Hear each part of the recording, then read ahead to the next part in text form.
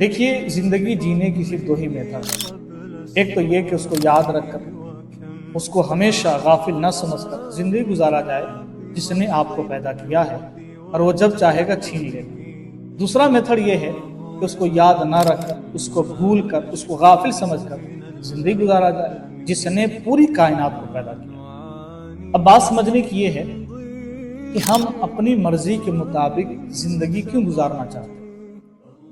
ایک تو یہ ہے کہ اس کو یاد رکھنا ہے یا تو بھول جانا ہے. زندگی تو بہرحال کیسے بھی کٹ جانی ہے اور زندگی یہ کٹنے اور گزرنے ہی کے لیے آیا ہے کہ جو مہلت اور جو لمیٹیڈ اور جو حدودیت کے ساتھ ہم نے اپنی سانسوں کو رب سے لے کر آیا ہے وہ تو یہاں گزر جائے گا, کٹ جائے گا. وہ تو ایسے بھی گزر جانا ہے. آپ یاد رکھ کے گزاریں یا بھول کر گزاریں بہرحال گزر تو جائے گا ہی.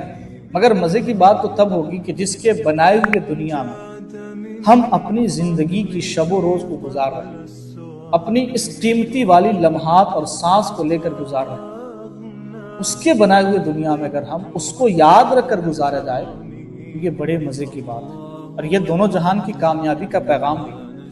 اور ایک بات سمجھنے کی یہ بھی ہے کہ جب ہم اپنی مرضی سے دنیا میں آئے تھے نہیں آئے تھے اور اپنی مرضی سے زندگی گزار کر دنیا سے جائیں گے بھی نہیں.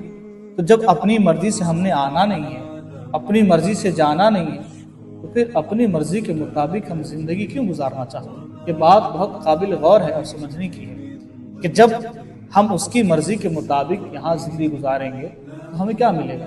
ہمیں ملے گا تو اللہ تعالیٰ نے وعدہ لیا کہ جب ہماری مرضی کے مطابق تم زندگی گزارو گے تو اللہ تبارک و تعالیٰ ہمیں بعد مرنے کی وہ ساری انعامات عطا فرمائے گا جس کا ہم نے کبھی امیجن نہیں کیا ہوگا, کبھی تصور بھی نہیں کیا ہوگا. اس لیے خدا را دنیا میں آئے ہیں اس کو یاد رکھ کر زندگی گزاریں. ویسے تو گزر جائے گی زندگی آمد برائے بندگی اور زندگی بے بندگی شرمندگی. دنیا میں ہم زندگی جو ملی ہے اس کو یاد رکھ کر اور یاد نہ رکھ کر گئے صرف شرمندگی کے علاوہ کچھ ہاتھ نہیں آنے والا.